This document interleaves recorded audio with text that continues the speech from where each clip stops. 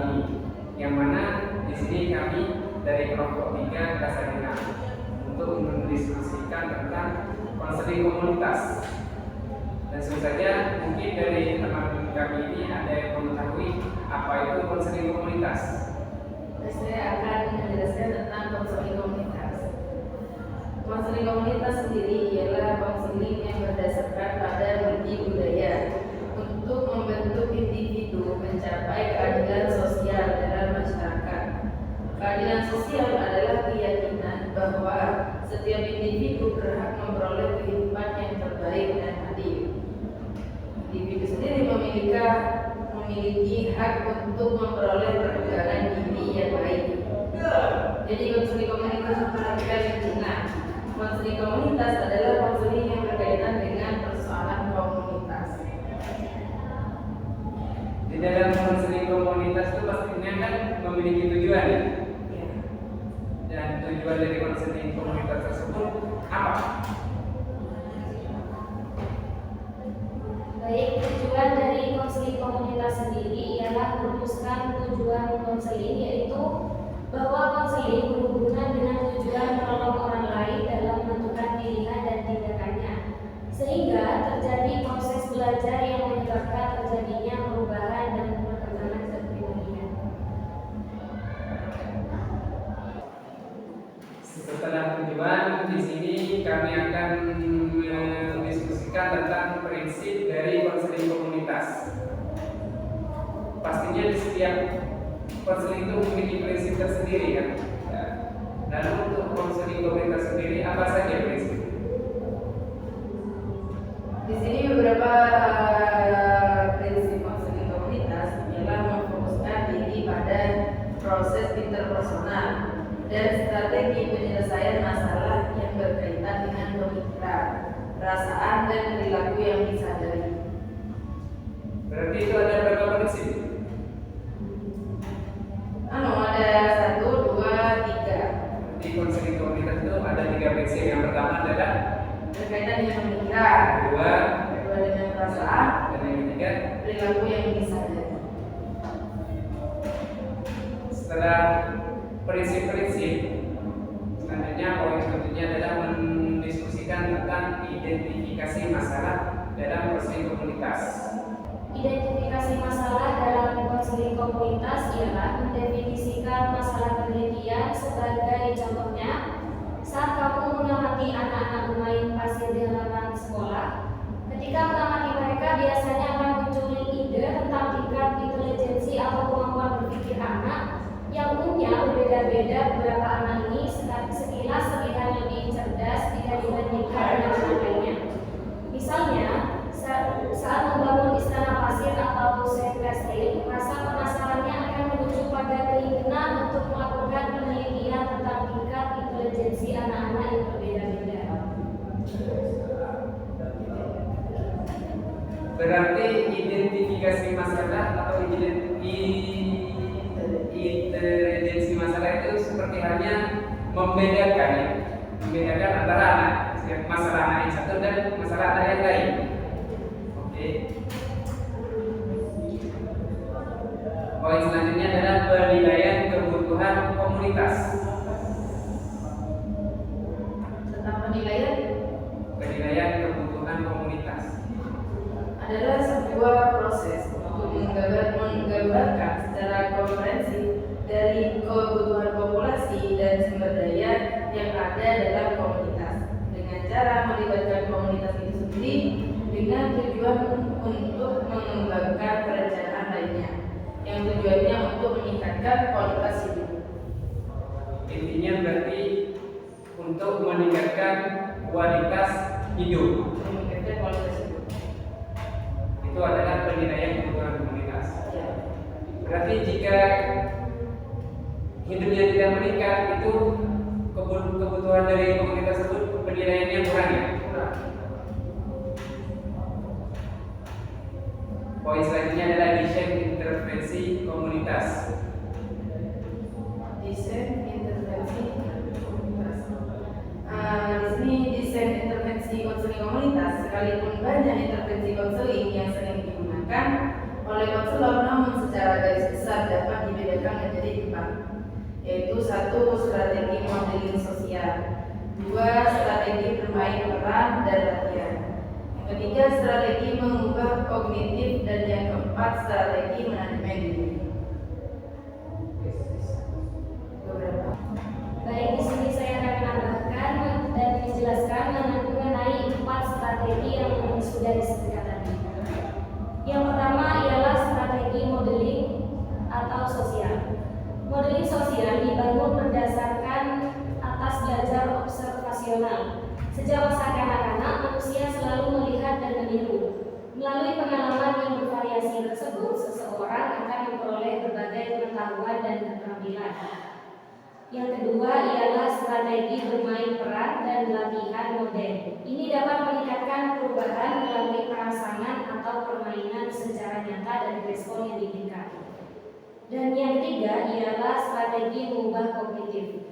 Model ini merupakan realisasi dari asumsi bahwa masalah klien adalah hasil dari pikiran, sikap, dan kepercayaan yang negatif, tidak realistik atau self-defeating, sebagaimana dalam rasional emotif terapi dari Ellis. Termasuk dalam strategi ini adalah thought stopping. Dan yang terakhir ialah strategi manajemen diri. Karakteristik strategi ini terutama ada pada pentingnya klien untuk merubah diri sendiri dan oleh dirinya sendiri. Terima kasih. Di sini saya juga akan bertanya, apakah di Indonesia itu ada remaja yang mengalami krisis globalisasi? Nah, di sini untuk krisis globalisasi itu sudah beberapa penelitian menunjukkan bahwa remaja saat ini sedang menghadapi globalisasi dan berpotensi melakukan perilaku beresiko. Untuk penanganan permasalahan kesehatan remaja di Indonesia diupayakan oleh pemerintah melalui kerjasama lintas sektoral, pelayanan kesehatan dasar, dan pola intervensi. Harapannya, strategi yang diterapkan telah disesuaikan dengan kebutuhan tahapan proses tumbuh kembang remaja.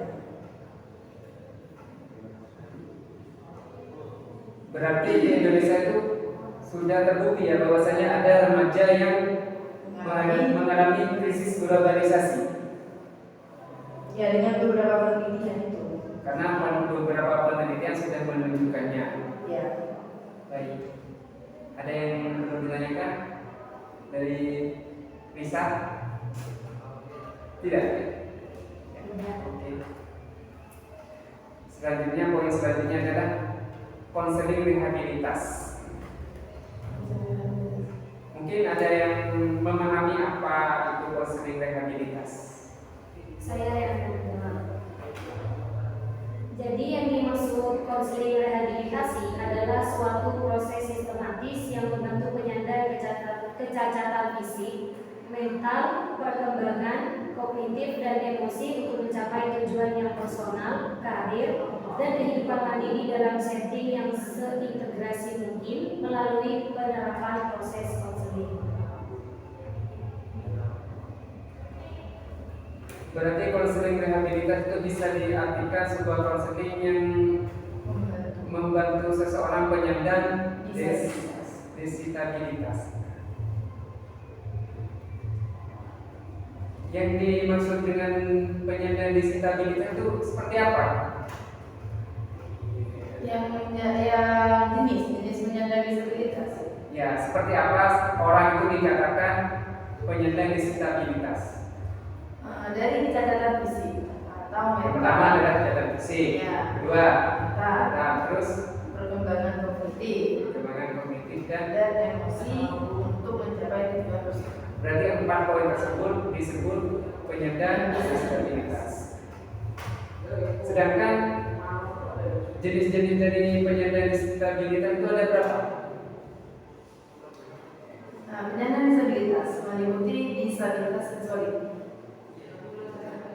disabilitas fisik, disabilitas intelektual, disabilitas mental. Seorang penyandang disabilitas dapat mengalami satu atau lebih ragam disabilitas dalam waktu bersamaan. Berarti penyandang disabilitas itu juga meliputi beberapa disabilitas. Yang pertama disabilitas sensorik, yang kedua disabilitas fisik, yang ketiga itu disabilitas intelektual, dan yang terakhir itu disabilitas mental. Nah, di sini seseorang penyandang disabilitas dapat mengalami satu atau lebih ragam disabilitas dalam waktu bersamaan. Berarti tidak tentu ya satu orang itu mengalami satu disabilitas. Berarti bisa jadi ada satu orang yang mengalami beberapa kasus Disabilitas disabilitas. dalam waktu bersamaan. Mungkin dari teman kami ada yang mau ditanyakan? Mungkin saya mau bertanya, apakah konseling rehabilitasi itu sangat penting?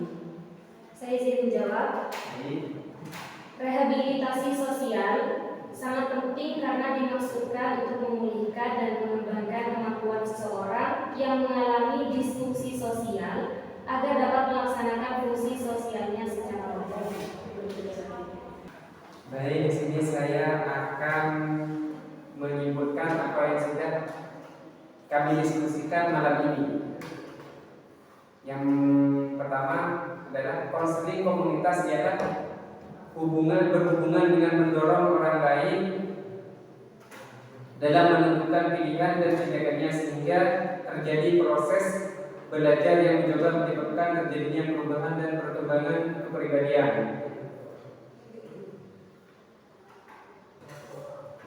Dan adapun prinsip dari konseling komunitas sendiri adalah untuk memfokuskan diri pada proses interpersonal dan strategi penyelesaian masalah yang berkaitan dengan pemikiran, perasaan, dan perilaku yang disadari.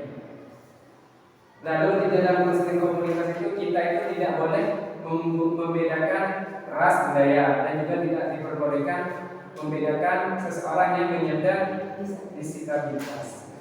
Sebagai seorang konseling, kita itu juga harus membantu seseorang yang penyandang disabilitas. Membantunya itu dengan Membantu pola pikir. baik dengan membantu pola pikir, mentalnya, dan yang lainnya. Mungkin itu saja dari kelompok kami. Apabila ada kesalahan, mohon maaf. Dan semoga diskusi dari kelompok kami ini bermanfaat bagi pendengar dan